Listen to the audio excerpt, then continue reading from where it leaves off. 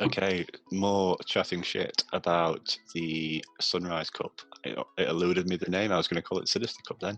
But yeah, it is in fact the Sunrise Cup, and it's Sheffield people joining me today. I am also a Sheffield person, I should point out.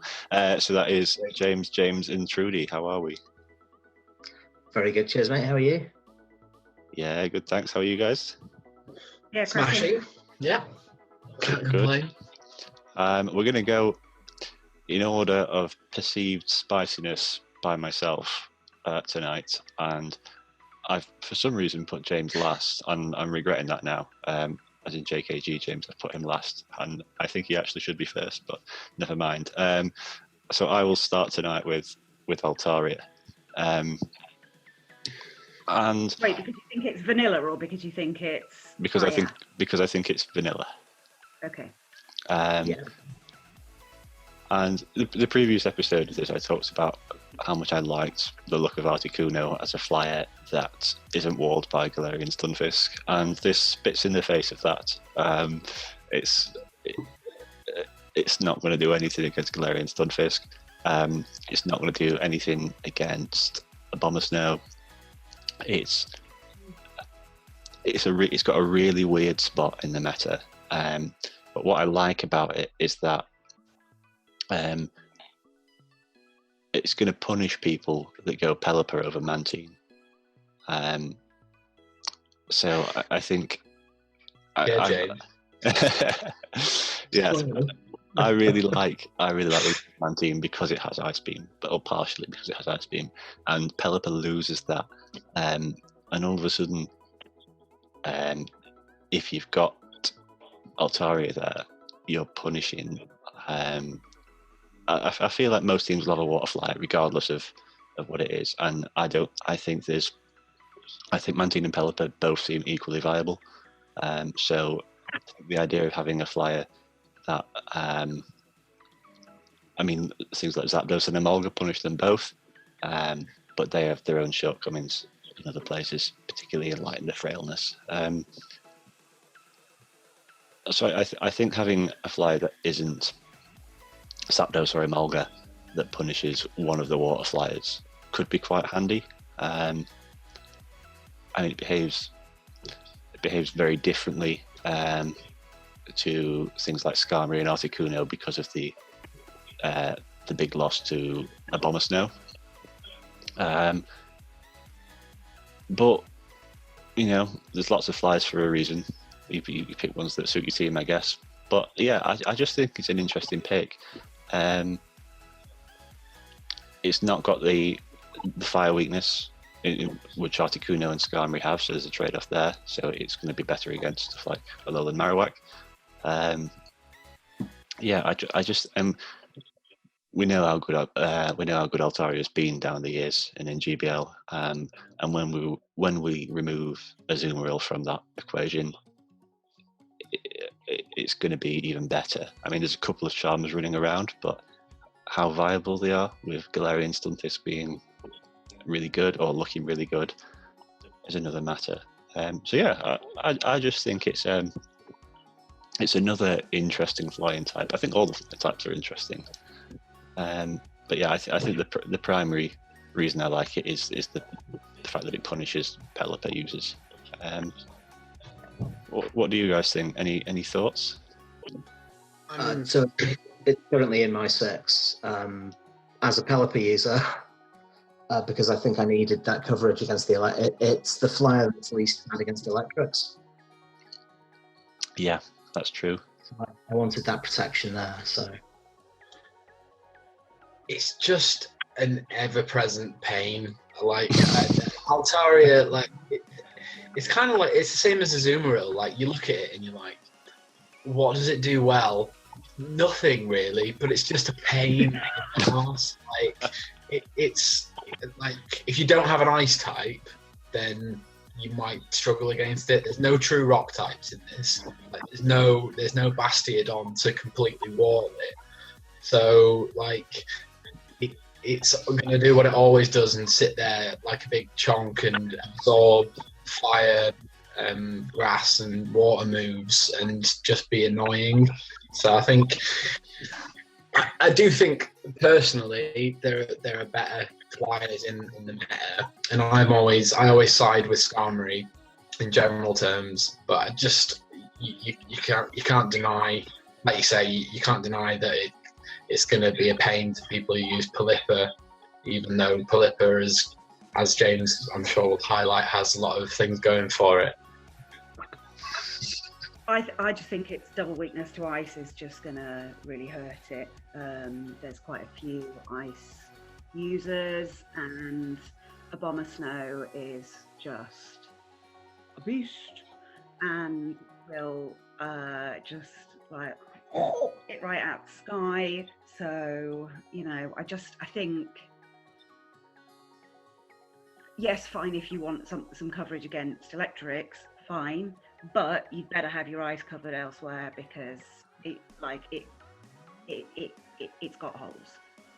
There's a very real risk for my team that if somebody has Emolga and Abomasnow, it becomes very hard to pick a flyer and to line the flyers up, because you know I've got that massive electric weakness and that massive the two different double weaknesses that they can cover both of. Yeah. It becomes really problematic for team building. So yeah, it's definitely a threat for my current team. Feels like it might end up being a good like a buddy for a double flyer strategy, if you can figure one out. Because it's kind of like flyer that doesn't, like Skarmory and Altaria almost work quite well together, because they resist. Well, they don't resist, but like Altaria resists. It's neutral to lightning, to electric, and then Skarmory is neutral to ice, so they kind of play well with each other. I had used them before a long time ago, in like season 1 regionals meta or something. So I think, I'm always going to side with Skarmory, because I just think it's the kind of best in class. It beats the flyers generally.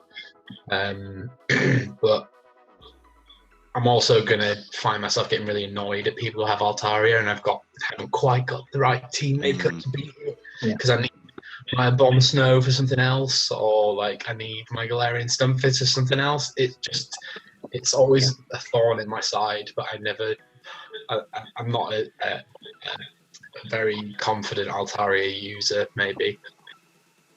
I've run my rough team up today, and Altaria loses in most shield situations to 5 of my 6. Right. Just because of how my team's ended up that way, and I do think it is that it's like in this cup, if it was still out there and it was a draft and it was round 3, I'd be like, oh yeah, a little all-purpose. Yeah, like once I picked my stars, I'd be like, it's an also ran. It's an also ran, and because there are a lot of stars in the flying lineup, I don't think it's got a place. Yeah. I think to counteract that, Trudy, I think I completely get that. I think there's also going to be teams where it'll beat 5 of the months. Yeah. Yeah. Yeah. It's that kind of mon. It's that kind of pick, isn't it? It's. What was was it Voyager recently, and like a really open meta, and I just found myself so often getting into teams where I had something to counter Altaria, but I needed it for something else, and it was like building a team of 6 that can counter, and having consistent line of 3s can counter Altaria and other things. I find is really difficult. So it's a pain in the arse. I'm always gonna say that. Yeah. I mean, the biggest issue for me is, my biggest concern is as Trudy was saying, Abomasnow is just going to wreck it, and Galarian Stunfisk is going to wreck it. And not only are they likely to be 2 of the most popular picks, but they're also going to be 2 of the most versatile picks. So it sort of goes along with your point, James, where if you do need those things, if you do think you need those things for something else, but I don't bring it, bring that something else, or even the Altaria, you're still going to get use out of out of Abomasnow or Galarian Stunfisk. Like Yeah. It's not like its counters are just useless if I don't bring it. You know, if I don't bring the Altaria and you bring the True. Altaria counters, they're still some of the best picks. You know. Yeah. I'm not running the Galarian Stunfisk or Abomasnow at the moment, so this might be the problem. Wow. Might be the problem. So the good news in the Abomasnow matchup is that Abomasnow has to shield if you shield, or if they like drop the phone and don't hit the weather ball. If they drop the phone in the lure at a critical moment, you can get if you get to the Sky Attack. If you've got a bit of an energy lead, the Sky Attack does pretty much one shot. I think by the time you've done the Dragon Breath to get there, it one shots. So I'm not saying it beats Abomasnow in any real circumstance, but those circumstances do happen where you've got a little bit of an energy lead. You can get to a move, shields are down. Yeah. It's not complete dead weight, whereas against Galarian Stunfisk, It is, yeah. dead weight. Yeah. It's a sitting or floating or flapping duck. Yeah. I think that covers it pretty well. So unless we've got any more thoughts, anyone? No. Well, let's move on to Bumeg's James and his pick then. I'm maybe a little surprised that I ended up as second most vanilla, because we've jumped from 4th on PvP down to 25. Although Marowak is the highest rated fire type. I think that there are a lot of risks for fire types. As always, they're not a very defensive typing, and there's some bulky water types that are at the top of the meta. There's obviously Altaria, but then there is Abomasnow, and yeah, I think Abomasnow is really quite pivotal in this meta, as we've discussed already, and as you discussed in the previous giant ship. And so, having something that can farm that down is obviously a good idea. Charizard brings with it flying typing, so are you really going to want to have Skarmory, maybe Pelipper or Mantine, and then Charizard on top of that? In previous cups, it's always when you've got Charizard and Marowak, generally Marowak's the better choice because Marowak beats Charizard. And then the kind of big thing that everyone's gonna throw back at you is that it's not great against Stunfisk, but it isn't the worst matchup ever. And it's really close. It's a few. It's a landed bait, or it's a few fire spins away from being a pretty neutral matchup. And also, what fire types are good against Galarian Stunfisk? Really? Yeah. There's a trade-off. Everything Galarian Stunfisk is super effective, but then I suppose E-Trent would be, but obviously not. Just as a side note. And just a-wak's just good in every meta that it's allowed, and I think much like I chose Noctowl last time as a good option for a safe switch, I think a-wak is another good option for a safe switch. Obviously Vig seems to be it's one of my favourite things to say swap, but I found this out yesterday that a-wak comfortably beats Vig, but whenever I swap in Vig, a-wak leaves or I land a I don't know. I've never seen it as that bad a matchup, but stick to bone clubs and you'll be all right. Basically, is my advice. Trudy, when James was talking about how there's a lot of, or it looks like there's going to be some water types, I saw your eyes light up. I am currently not planning on running any fire. I just don't think it brings anything that you can't cover elsewhere without adding a extra layer of weakness. I can't see a-wak being. Skarmory too. But I accept your point on it being a good safe switch in general. However, you know, like if someone is running a mud boy, or if they've got any of the water flyers, no. I just don't. I don't think it's that safe. Yeah, that's fair. I suppose the mud boys are definitely.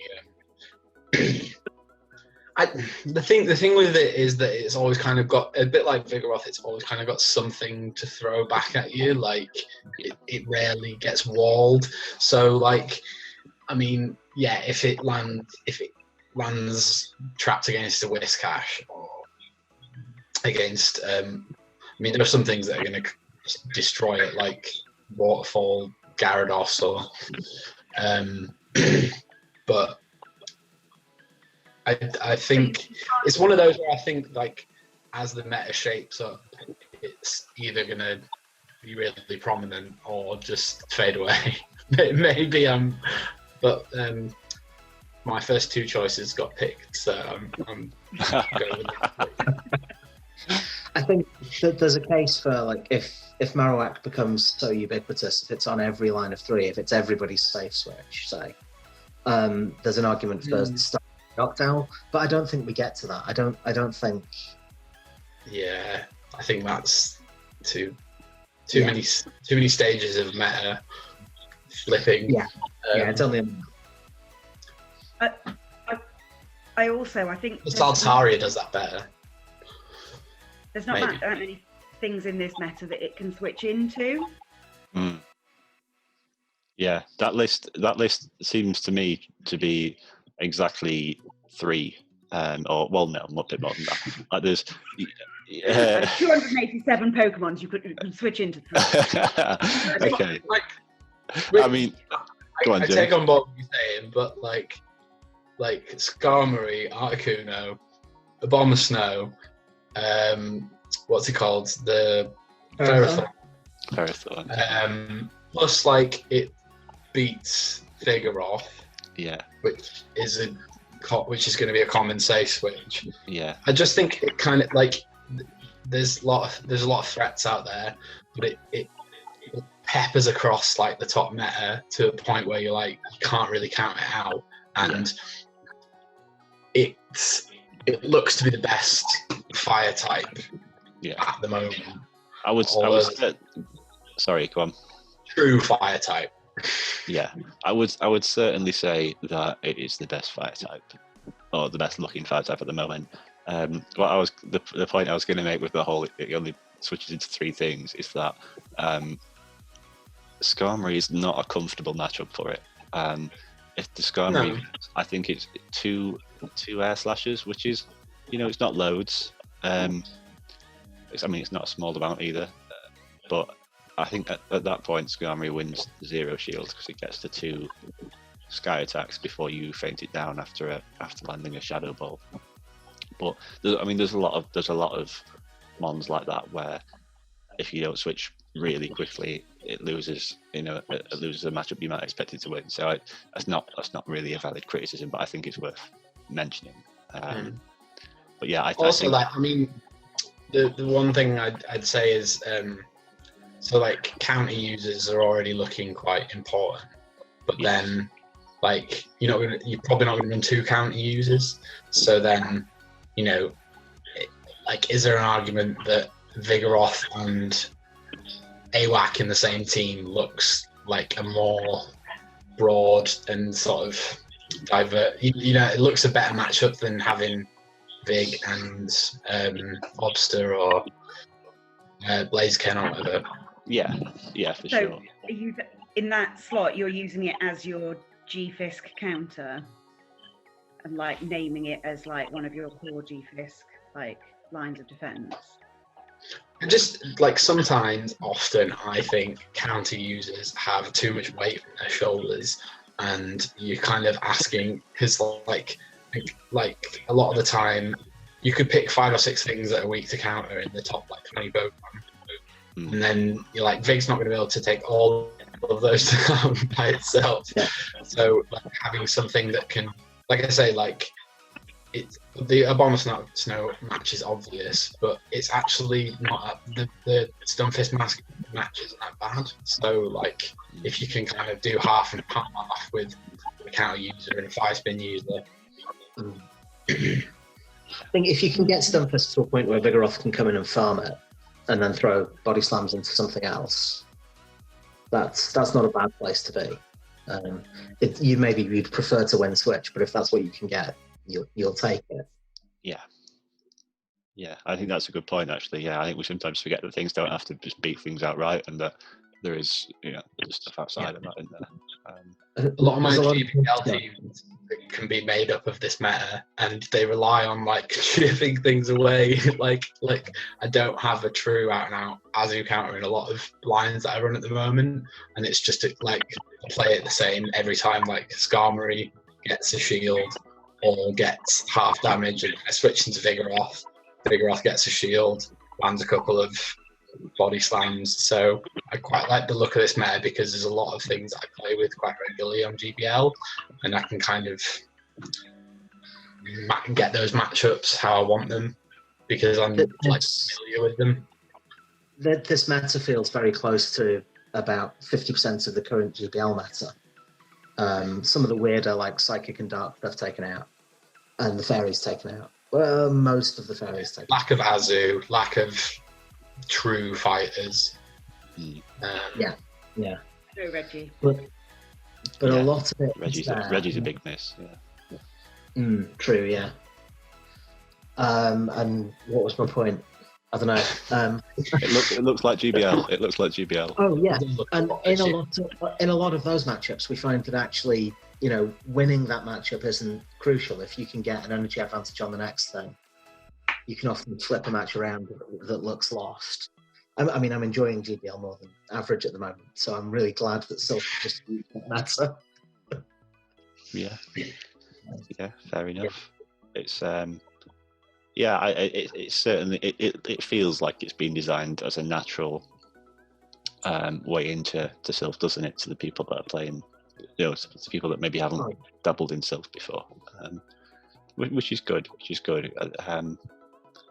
Anything that'll encourage more people to play is and what you don't want new players to do is to you don't want to be hounding them to play and then say, right, you've got to spend 300,000 Stardust on a rainy cast form, and there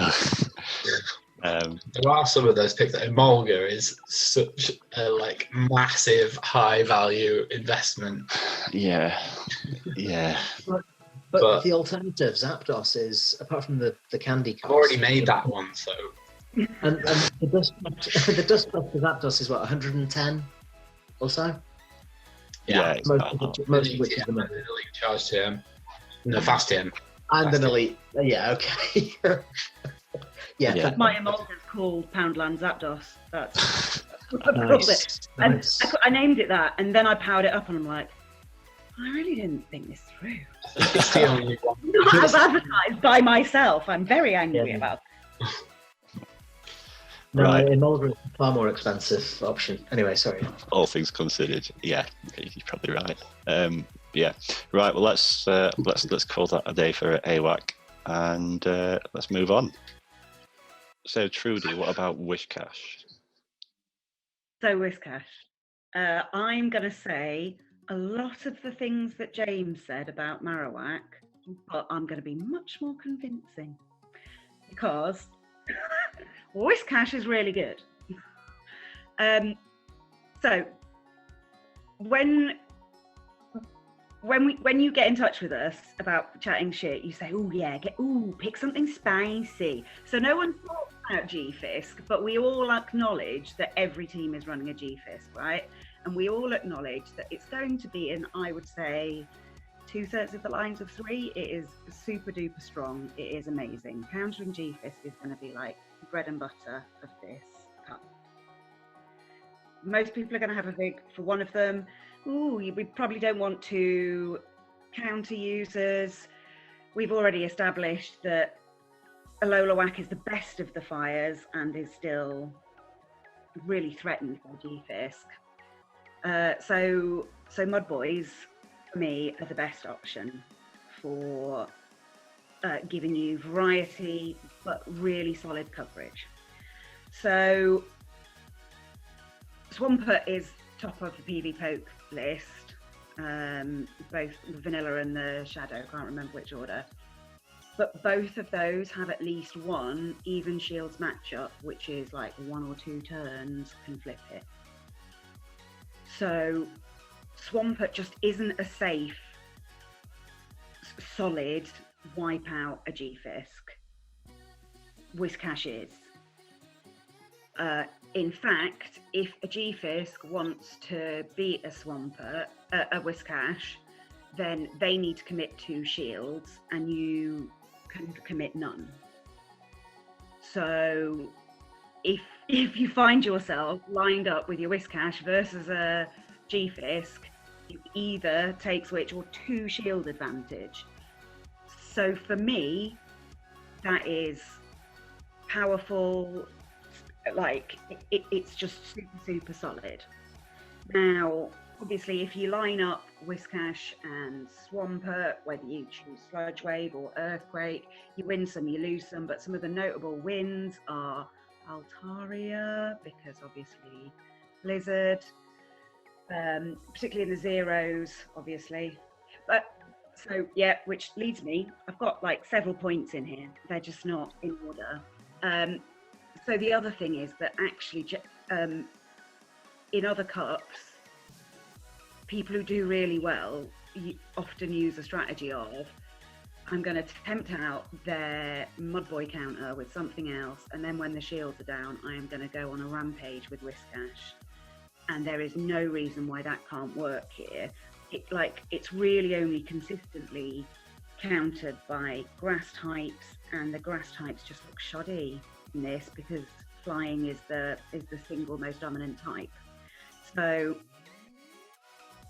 I feel A, safe having Whiscash on my team, and I feel like B, it makes it much harder for my oppos to bring Stunfisk, which makes it easier for me to bring my flyers, which makes it easier for me to poo all over them. That's my concept. All right then, go on. So my first question was going to be why Stunfisk over Swampert, and I think you've thoroughly answered that. I think the whole being a more solid G-Fisk answer is very important. I mean, I think sorry, I haven't got the stats up in front of me, but in the even shields, I think the closest one is like 8 turns. So like That's you a can lot. even, yeah. I mean that, like, even my old lady reactions can do that. I can, you can charge a little bit of bonus, being like, "Ooh, Whiscash in the back doesn't care about this," and then jump in. So yeah. Yeah, and I think another nice thing is you mentioned the Blizzard for the Altaria as well. Another nice thing is, again, we've already touched on Mantine and Pelipper being sort of we think are going to be popular picks. Blizzard, well, I mean, I guess it's not super effective in either Sludge Wave and either Stab, but it's such a good move, Blizzard, isn't it? Like DP, like damage. Yeah, they buffed it as well. Yeah. They buffed it recently, so it's even better than it's better. It's more energy efficient than Mud Bomb, even though it's not got Stab. It already was. It was already better, and then it got buffed. Yeah. But like in general, the bigger moves are more energy efficient, so that's not mega surprising. No. Yeah, but I mean, so like, I don't know what would be a good example that isn't like totally overpowered, but I don't think Mud Bomb's a particularly great move for in the stakes, but it's not there to be a particularly great move. It's just. Yeah, but it's even more energy efficient than Mud Bomb, even though Mud Bomb's Stab. Yeah, and it was that before it got buffed. Yeah, exactly. Yeah. So like I'm Whiscash was like it was Vig, then Whiscash as my top 2 choices. So I'm part of the cheering squad. I love it to bits.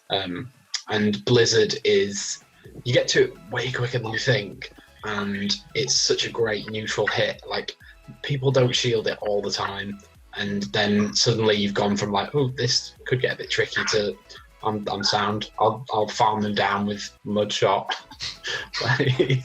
which is not something that Swampert is usually capable of in Great League, at least. JKT wants to run on our parade. I can see it in his eyes. You say it's quick, but I mean, the first one takes 18 turns. It's not that much quicker than you expect. Everything you're going to be facing is going to get to a move before you. You're going to eat the fire attack. You're going to eat the power whip. You're going to eat the energy balls. 14 turns. I don't know about energy balls. Sorry. Is it? I think energy balls the same, but Obama wins the CMP. No, it's faster, mate. It's 50. It's 20 energy less. It's way faster. I can't think of a slower move than Blizzard, even though you're getting there with Mudshot. It's a risk, isn't it? I mean, you throw it and it works or it doesn't. Like, if it gets shielded, that's 75 energy.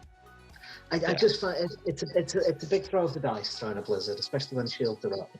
When shields are down, obviously it's amazing. There's no. Yeah. But I think in that particular scenario of measuring it against an energy ball, you measure it. You know, it's a Bomber Snow that's using energy ball, and you're not turning around the Bomber Snow game anyway. I think. Yeah. Okay. Bad example. But what I think Trudy's point on it being a different variety of Stunfisk counter is pretty appropriate, because we've spoken a lot about a-wak, obviously, with James having picked it, but Victini is also there as a fire type, and having the I mean, I know Vigoroth can't beat a-wak either, but there was a point, but I've completely lost it. But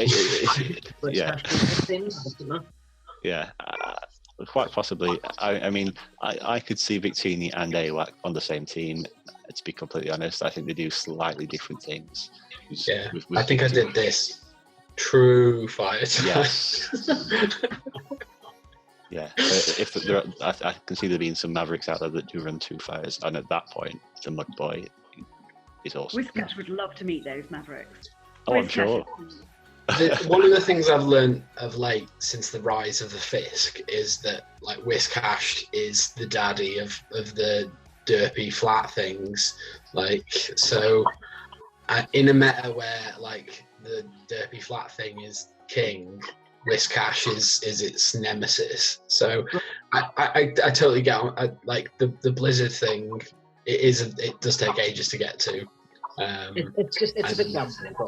Yeah, totally. But it's kind of also it's because you can charge up to that and then just repeatedly throw a mud bomb and then charge up to it and then throw another mud bomb, and it is a nightmare to play against sometimes. Like, and it's so tanky that you can do that repeatedly. You can threaten the Blizzard and then throw a mud bomb, then threaten the Blizzard and then throw a mud bomb. Like, and in a meta where you're not going to see many Razor Leafers or even Vine Whippers, then like Whiscash is always going to be a threat in some format. Like, it's just, yeah, I love it. I absolutely love it, and I've used it for forever, and I love it in GBL. So I'm totally on Trudy's side on this one. How does it do against Swamp? It's a bit iffy. It is a bit iffy. It like you can. Yeah, you need a bit of an energy advantage or an extra shield. Yeah, it takes a couple of turns, but basically Swampert comes out on top. Yeah. Fair enough, yeah. I guess, yeah, on the one hand, you've got the bulk that's carrying you through the Stunfisk match, but you've not got the Hydro Pump. Yeah. Fair enough. The spam, they're both about as spammy. I think Hydro Pump is slightly spammier as well, so it's like you both get burst. 40 energy. Yeah, the first move is a CMP tie, and the second one, Swampert beats you by a mud shot. So no, they're all CMP ties. It's the same energy. Yeah. All right. I think the Swampert comparison is an interesting one because, for me personally, generally speaking, I normally prefer Swampert because of the Sludge Wave, because it's super effective on a Zoom roll and it comes a bit quicker than the Blizzard to hit grass types. But as we've been saying, those things aren't here. You know, as the Zoom roll isn't here, the grass types aren't here. I mean, a Bomber Snow is here, but I mean that's always a last resort anyway. If you does like 65% of an Bomber Snow Blizzard. Really, yeah, does a fair old chunk. Yeah, that doesn't. Yeah, I could see that. So yeah, I doesn't enjoy it. You know, Marathon doesn't enjoy a Blizzard, and that's a steel type that should cope, but it really doesn't. Yeah. So I agree. I'm thoroughly team Whiscash over team Swampert. Whether I'm particularly on board with the idea of Mudboy, I don't know. But I feel like if I'm running Whiscash and G-Fisk, and I do run into a rogue Meganium, let's say, or something like that, because Meganium and Venusaur, people always pick them, and I'm not sure how confident I would be, especially with. You'll S6 and you won't run double Mudboy against that opponent. No, but let's say I'm also running a Bubble Mantine, and let's say I'm running Vigoroth as well. Then all of a sudden I've got 4 things that lose to Venusaur. And you know, every team will have things that lose. Every team will have things that beat four things, or even 5 potentially. But things that people like, you know, people might not necessarily put as much thought into. So, you know, some people turn up on the day, don't they, and pick the team, which is absolutely fine, of course. But they're going to stick Venusaur in. You know, they're going to think, oh, what's good, what have I done in the past? You're going to pick one of each of the 5 types, and so when you get to grass, you're going to pick your favourite grass type that kills all the other grass types except for the 2 good ones. Yeah. And that's Venusaur. Yeah. Kind of. But if you're that more casual player, have you got a Ferrothorn or a Bomber Snow? Yeah, exactly. Possibly not. But yeah, I don't know. I think it's perhaps a massive over worry. I don't necessarily think it's. I don't necessarily think it's a huge worry. But in the current meta that Trudy and I are doing in Gym, the Pesticides Cup, I've been running Swampert and Stunfisk. So that's actually, in my opinion, a fairly similar meta where it kind of revolves around the Bomber Snow and Galarian Stunfisk. And I've been running double Mudboy there with Swampert and Galarian Stunfisk a lot, and I've really enjoyed it. So, Same. Yeah. So it's definitely. I think if you're picking Whiscash with Galarian Stunfisk, I think you've got to be aware that you've got to be hyper aware that you've got double Mudboy. Or I think you then don't pick. You make sure that your flyers have flying moves, so that at that point you don't pick a flyer with water moves. Yeah, maybe that's where. Don't you? Okay. Well, not with pure water moves. Like not like a bubble beam, ice beam Mantine with no flying. Could stretch to a Dragon Breath. Yeah. Yeah, I guess there are some Dragon Breath users. Altaria is a great grass count. Yeah. It is. Yeah, and so is Dragonite. And Dragonite is completely bad. Yeah, we all love a bit of Dragonite, that's for sure. I certainly do. And anything else? Is there anything you think we've not given enough credit to Whiscash for, Trudy, or do you think we're ready to move on, or what's? No, I feel like we're ready to move on. We've covered its major strength. I think so. So, James and the horribly misplaced in this order, Pelipper. I think, to be fair, at the start of a couple of days ago it wasn't really getting any traction, and now it seems to be. How long's this meta even been out? It's yesterday morning, right? Yeah, like 36 hours ish. Yeah. No, getting close to 48 hours. Yeah. It feels like Pelipper has gone from 0 to hero in that time, and this pick is no longer spicy. But it beats Glorian Stunfisk despite having wings. That's it. I'm done. Is that wing attack or water gun or? That's wing attack. But water gun doesn't really improve things as much as you might hope. Right. So I dabbled with water gun because I just wanted to run Rainy Cast form, but with wings. And it turns out, no, you want wing attack. You want that extra. It's an extra 0.5 energy per turn. It's totally worth it. And wing attack is good enough to beat G-Fisk. So I initially picked it because I was struggling to counter a-wak. My team didn't really have any a-wak counters. I had Skarmory as my other flyer, rather than now I have Altaria. I'd been dabbling with Waterfall Gyarados, and that was great against Alolan Marowak, and great against. Well, it was really good against Alolan Marowak anyway. I was just looking for a bit more water coverage in my flyer, but I hate Mantine with a fiery passion. And so Pelipper was really the only option. But I think if you just look at what it beats in the meta, the answer is largely like most of it. The things that aren't electric. Yeah, I think what you say about Mantine is that you mentioned you wanted more water cover on your water flying, and whilst Mantine does have bubble, you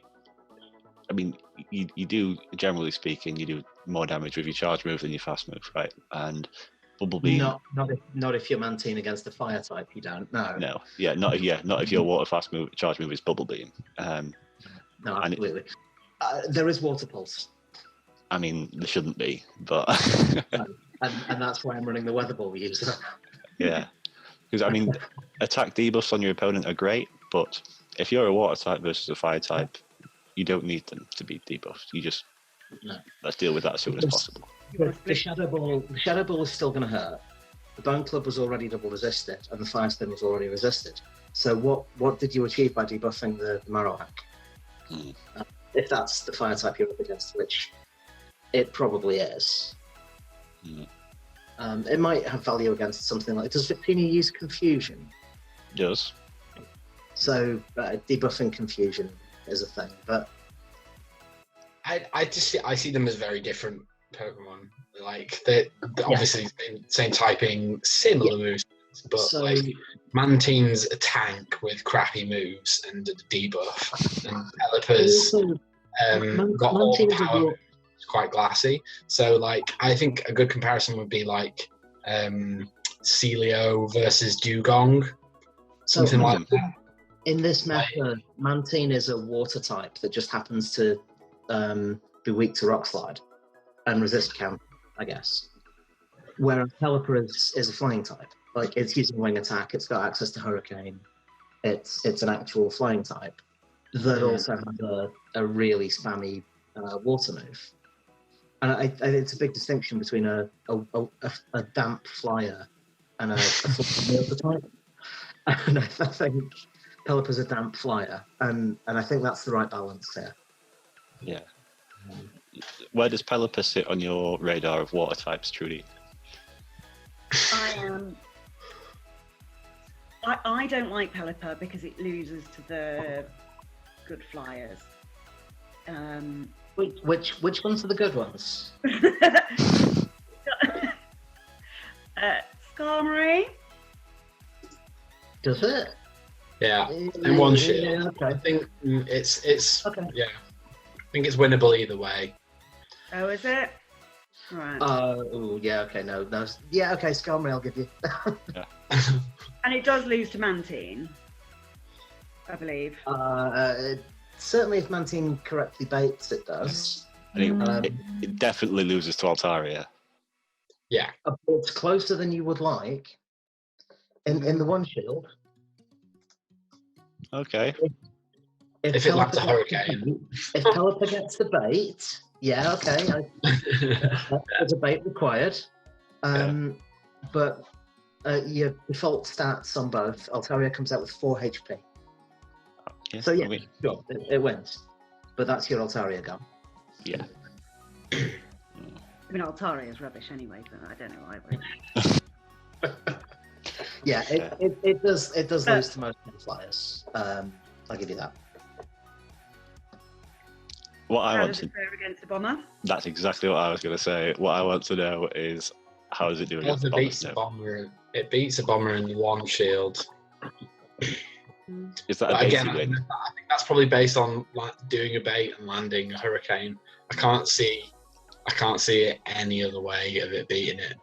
Like even with the wing attacks, like the weather balls are just too spammy. They just add up. Do you know, this, Yeah, no, I think you're right. I think it has to land the hurricane, doesn't it? Shall I look at some facts? Right. Go on. we can speculate. I don't know. Yeah, if in the one, if Pelipper doesn't get the bait, Abomasnow wins with a massive 2 HP remaining.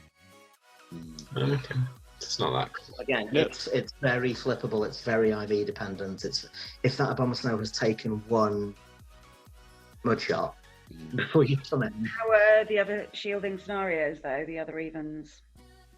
So this is based on Pelipper not baiting and Abomasnow baiting.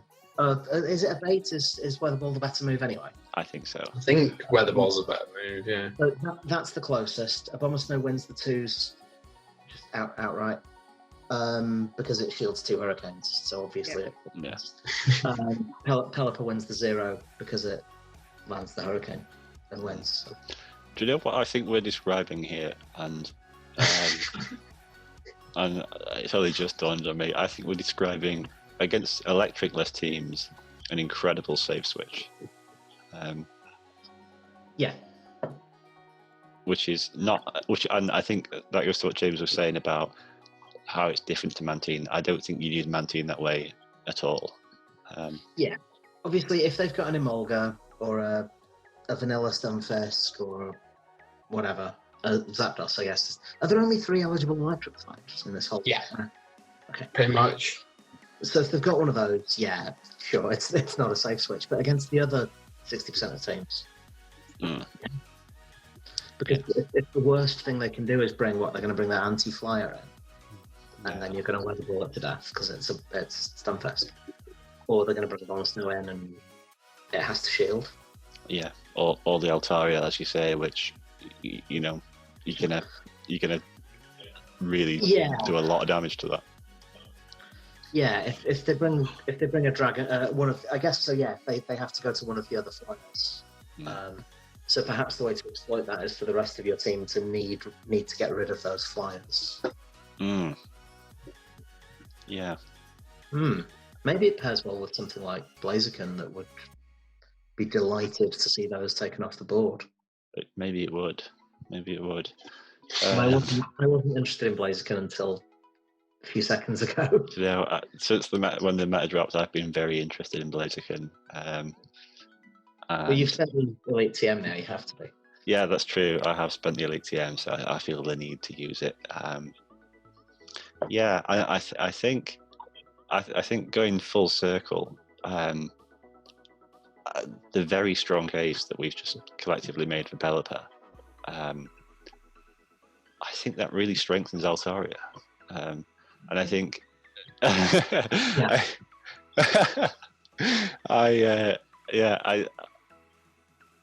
we spoke about how it's just a bit of a pain, Altaria. But if that is one of very few things that can switch into Pelipper, maybe that's handy. How does Pelipper do versus Vigoroth? I know that sounds like a silly question, and you'd expect Pelipper to win, but Vigoroth does things. There are no stupid questions. I think it wins, just by virtue of this encounter, but why don't I look? Yeah, because Vigoroth in 2 shields beats things it has no right to beat sometimes. Yeah. I often, like, in GBL, I just go down a shield. I'll you take one shield from them, go down to 2 shields just to win switch with Vig, because it can with most things. Okay, so Pelipper wins the 2s straight weather ball against Vigoroth. It doesn't come out with a lot, it comes out with 17 HP. Vigoroth faints with... Vigoroth doesn't faint with energy, so it's not particularly close in terms of energy. It's as comfortable a win as you get in 2s against Vigoroth, I guess. Yeah. Just say not comfortable at all. Yeah. Cool. And well, I think that covers it pretty well. I think unless there's any outstanding counters to Pelipper that we haven't mentioned at all, like, do you think Pelipper's, if Pelipper rises to extreme levels of usage, like, do you think the meta could shift to counter it, and that there's anything that we've just completely missed that might come out of the blue to come and beat it? It struggles with Ferrothorn. But it can't be in the same country as Thunder going off. No. You fire a Thunder in one match, Pelipper faints in the next. How does it feel about a Piloswine? Pile of swine. Not a problem because of weather ball. The only other one I could think of was Quagsire. It handles Quag because the Stone Edge is just too slow. The Quag doesn't really have a bait move. That's true. It does struggle with Drifblim, interestingly. Interesting. And it struggles with Bibarel or Bibarrel, or whatever that's called. And on the basis that it struggles versus Drifblim, does it also struggle versus Articuno? Oh yes, it does. Yeah. Yeah. Fair. Okay. And it also can't beat a Alolan Raticate, which. But this is the sort of thing. Like, I bet Munchlax has a nice go at it as well. Like, just these high DPS, tanky, spammy things that don't necessarily serve a particular purpose outside of just being high DPS, tanky, spammy thing. A bit like Vigoroth. So a bit like Pelipper, to be fair. A bit like Pelipper, yeah. It beats Munchlax. Right. It beats Licky. The important one is Licky Tongue, which it also beats. Sure. Fair enough. Yeah. Well, yeah. We seem to be sort of clutching at straws a bit now, so I think that's that's probably a good time to end it. Yeah. Again, some great cases made for some mons there. So thanks everyone for joining. Yeah. Let's see how it plays out. Catch you again soon. Yeah. It's been a lot of fun. Thank you very much. Bye.